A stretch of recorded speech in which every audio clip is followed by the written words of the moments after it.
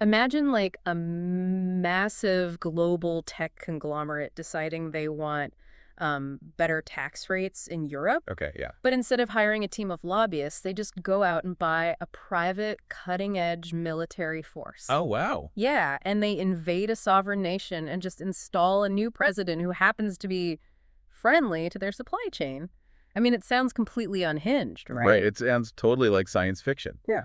Because, we're conditioned to think of corporate power as something confined to boardrooms or like stock markets and data privacy agreements. Exactly. We basically expect corporate warfare to be strictly metaphorical. But what if I told you that is the exact historical blueprint for how modern corporate imperialism was born? It really is. And that is exactly what we are unpacking for you in today's deep dive. We have our hands on this frankly mind-boggling document from 1777, published in Edinburgh. Yeah, it's titled An Impartial View of the Origin and Progress of the Present Disputes in the East India Company. Right. And our mission today is to figure out how these European trading companies, groups that literally just showed up to buy spices and textiles, somehow transformed themselves into literal kingmakers in India. And I have to say, it is a transition that's just steeped in this chaotic web of assassinations, private armies, and massive corporate overreach. It's wild. But, I mean, to understand how a mere trading company pulls off a hostile military takeover of an entire subcontinent, we kind of have to look at the structural collapse that made it possible first, right? Exactly. You really have to set the scene. So by the late 1730s, the Mughal Empire, which our text refers to as the Empire in Industan, was severely weakened. Mostly due to those invasions from Persia, yeah. Yes, exactly. So the central government in Delhi essentially loses its grip on its own provinces. Okay, let me see if I can map this to a corporate structure for you, the listener, because the chain of command here is so crucial to understanding the chaos. Oh, that's a great way to frame it. Think of the emperor as, like, a really weak CEO of a massive global franchise. Historically, this CEO appointed regional viceroys. So let's call them the regional managers. Right, and in the text, those are called subadars. Got it.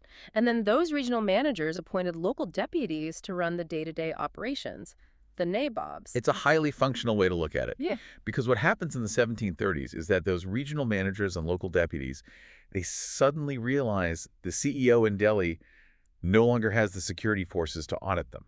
So they basically just go rogue. Completely rogue. Yeah. I mean, the entire financial mechanism of the empire breaks down. The text actually points out the taxes these regions used to send directly to the emperor's treasury, they just suddenly stopped flowing. Wow.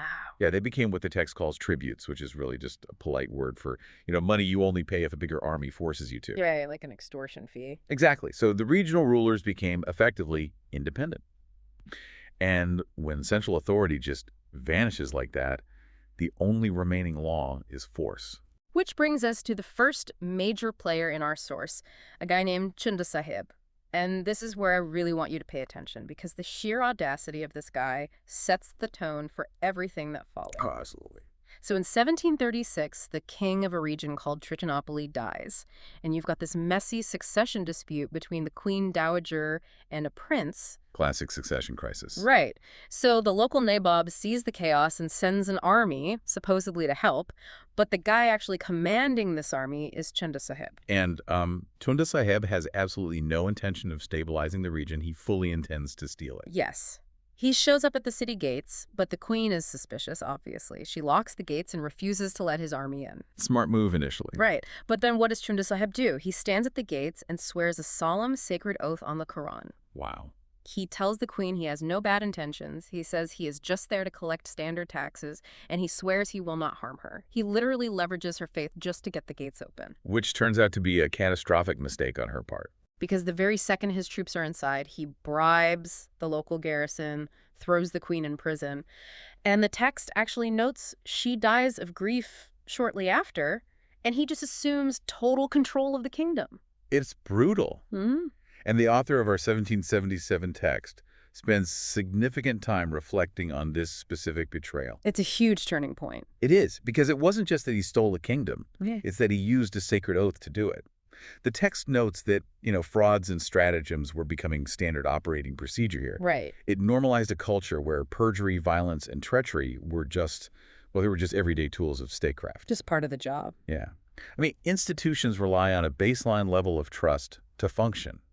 When that trust is hollowed out, You create this deeply cynical political landscape. But wait, I have to stop you there. Because if the entire imperial structure is based on a hierarchy, why doesn't the regional boss, the subadar, step in? That's the logical question, right? Yeah, because you can't have a local deputy just annexing entire kingdoms without someone higher up noticing the insubordination. Oh, the Subadar absolutely noticed. He was a highly experienced and terrifying military figure, but he was busy managing his own rebellions and, consolidating his own power closer to home. Okay. So he's got his hands full. Exactly. He couldn't afford to march his own army all the way down to deal with Chunda Sahib personally. So he decides to outsource the problem. Oh, boy. He unleashes the Marathas. Outsourcing your military discipline. That sounds incredibly dangerous. It was. It was a catalyst for absolute devastation. The source describes the Marathas as these unparalleled cavalrymen. I mean, they could execute fatiguing, long-distance marches that no other troops in the world could match. But they're mercenaries, right? Yes, their profession was purely war and plunder. They were completely mercenary. The text explicitly says they would change sides for a lack of rupees. So the regional boss hires an army of ruthless mercenaries to fix a political problem. What could go wrong? Everything. Right. Now, for the listener trying to keep track of the sheer volume of assassinations that follow, don't worry about memorizing every single name. What I want you to focus on is how completely the concept of security just disintegrates once these mercenaries arrive. It really does. It kicks off this domino effect in the capital of Arcot that is just mind-boggling. Yeah. First, the Marathas sweep in and kill the current Nabob, leaving his son to take the title. But, the son is terrified of the mercenaries who literally just killed his father. naturally. So he flees the capital and hides in the most heavily fortified town in the region, seeking protection from the local governor. And here is the kicker. Okay. The governor of that safe haven is his own brother-in-law. Right. And the text paints this brother-in-law as a guy with zero personal courage, but an insane amount of ambition and greed. He wants the Nabob title for himself. So what does he do? He assassinates the very man seeking his protection. A move that completely backfires on him. Because the brother-in-law marches into the capital, assuming he's won, but he is universally despised for his cruelty. An alliance immediately forms against him to protect the murdered man's young son. And the brother-in-law is such a coward that the second he realizes the people are turning on him, he doesn't even try to hold his new throne. No, he bolts. He abandons the capital in the dead of night, disguised in women's clothing. He's hiding in a convoy of female attendants just to sneak back to his fort. Which is just an incredible visual. But it leaves the young heir totally vulnerable. Right. Eventually, the regional boss sends a highly respected, seasoned military commander named Anawardi Khan to act as the young prince's guardian. Yeah. To restore some semblance of institutional order. But the institutions are already gone. Because just a little while later, there is a royal wedding. Yeah. And a group of soldiers who had previously demanded back pay show up. They apologize to the young prince for their past insolence. They act completely subservient. It's all set up. Total setup. The leader of these soldiers approaches the young prince as if to bow in apology. The prince lets his guard down, and the soldier plunges a dagger directly into his heart. Right in the middle of a wedding celebration. That's like the Red Wedding. It really is. The guardian, Anawardi Khan, manages to smooth over the outrage by brutally executing the assassins, and he officially becomes the new Nabob. Okay, so Anawardi Khan is in charge. Right. But look at the state of the board here. The entire region is hollowed out by betrayal. Titles are changing hands through poison and daggers. There is literally no structural integrity left. Which creates the perfect porous environment for a foreign entity to just slip in and exploit. Exactly. Because while the local leaders are locked in this, localized cycle of violence, a totally separate conflict spills over from Europe in 1744. Great Britain and France go to war. And their respective trading companies in India start fighting each other. Right. And this is where the paradigm completely shifts. Because in 1746, the French capture the English settlement at Madras. Now, remember our new Nabob, Anawardi Khan? Yeah, the guardian guy. Right. Well, Madras is in his territory, so he is furious. He views these European merchants fighting in his backyard as a massive insult to his authority. I mean, you can't blame him. No, not at all. So, to put them in their place, he sends a massive Indian army of 10,000 men to crush the French force. And this is the moment history hinges on. The French forces are wildly outnumbered. They only have a single battalion of disciplined European soldiers. Yep. But they don't just survive the attack from 10,000 men, they completely and utterly rout the Indian army. And we really have to explain the mechanics of why this happened, because it wasn't magic and it certainly wasn't, biological superiority. It was organizational technology. Okay, wait. How does one battalion beat 10,000 men? Walk us through that. So the traditional armies of the region relied heavily on massive, intimidating cavalry charges and sheer numbers. Right. But the Europeans had developed a highly specific military doctrine.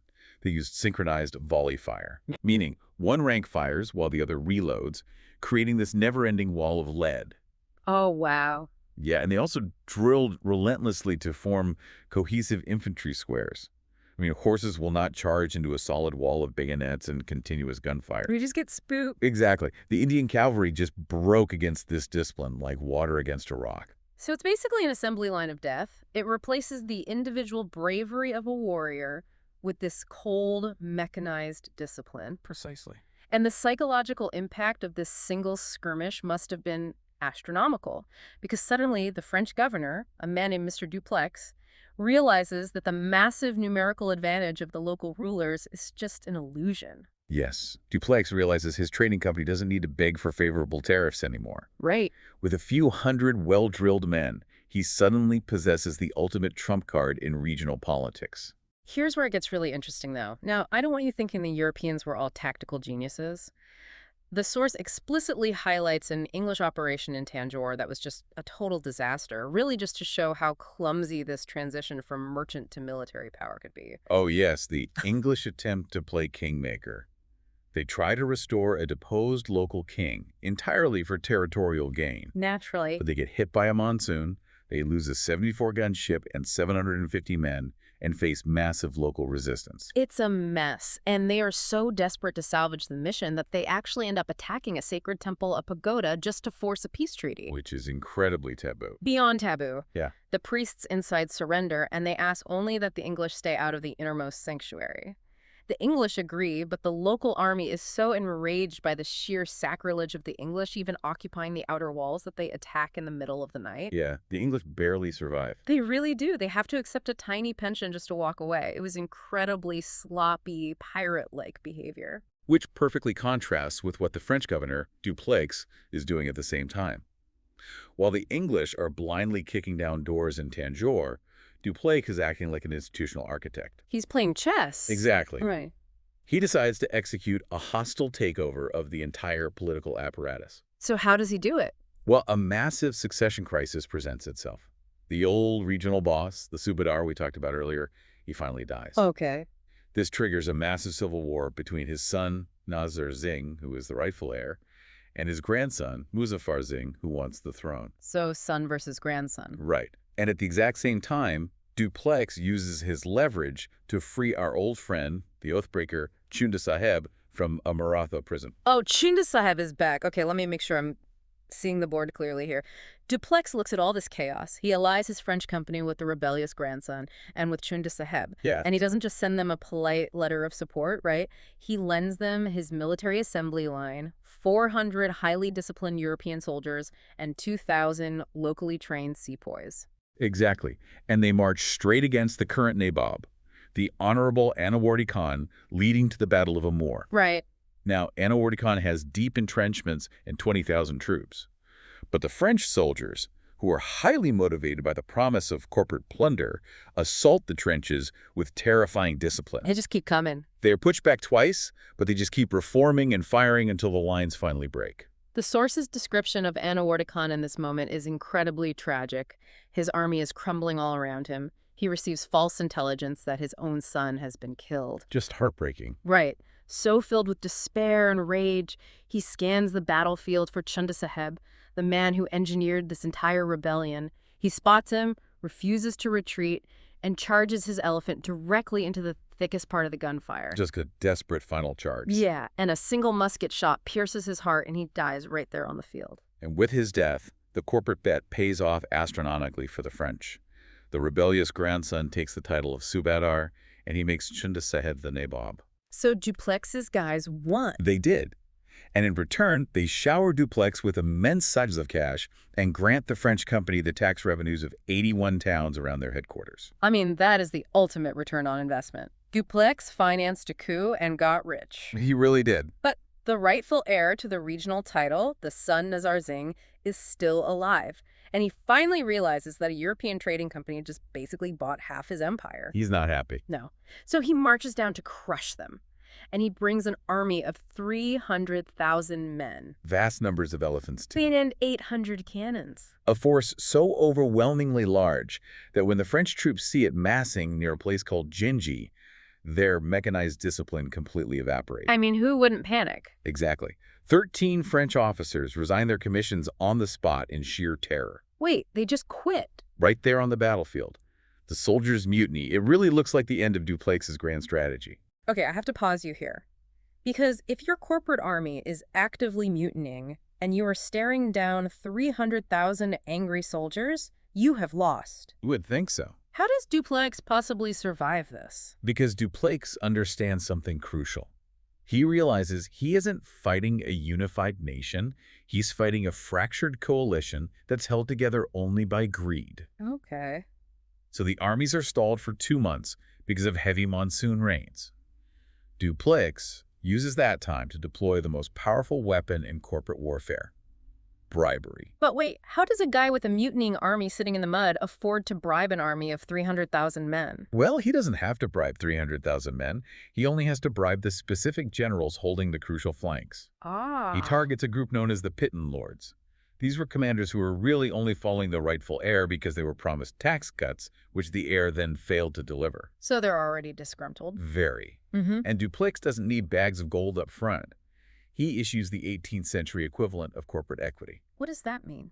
He writes secret letters promising them massive shares of the imperial treasury and future tax revenues if they simply refuse to fight when the battle starts. That is unbelievably cynical. He literally uses the monsoon season to negotiate a backroom deal with the enemy's middle management. And it works perfectly. When the weather clears and the Battle of Gingy finally begins, the French launch their attack. But the turning point isn't European weaponry. Right. It's that the Pitten Lords, who control massive sections of the Indian army, intentionally pull their troops back. And the rightful heir, Nazarzing, is furious. The text says he rides his elephant up to these commanders right in the middle of the battle, screaming that they are cowards, betraying their own country to a handful of European merchants. And how do they respond? One of those lords just looks at him, says he knows no enemy but Nazarzing, and shoots him dead right there on the battlefield. Unbelievable. The heir's head is severed, hoisted on a pole, and paraded through the army. And the grandson, who had actually been captured earlier and was sitting in irons in his uncle's camp, is freed and instantly installed as the ruler of the entire region. The revolution is complete. Yes, and it was engineered almost entirely by corporate promises and subversion.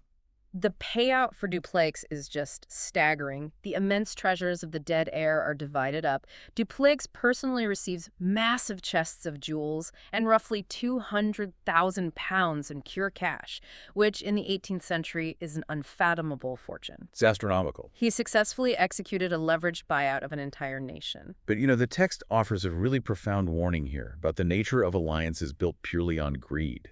Because the Pitten Lords, the men who betrayed their prince for a payout, they are furious that Dupleix and the grandson took the lion's share of the treasure. Right. There is absolutely zero honor among thieves. I mean, they had sworn oaths of loyalty to the newly crowned grandson, but the very moment he starts his journey back to his capital to take the throne, they spring a trap. Yeah, they ambush the new ruler's army in a narrow mountain pass. Now, the French troops accompanying him managed to hold the line with their disciplined fire. But the grandson, completely ignoring the strategic advice of his French commander, just becomes enraged. This is the detail from the text that I simply cannot get out of my head.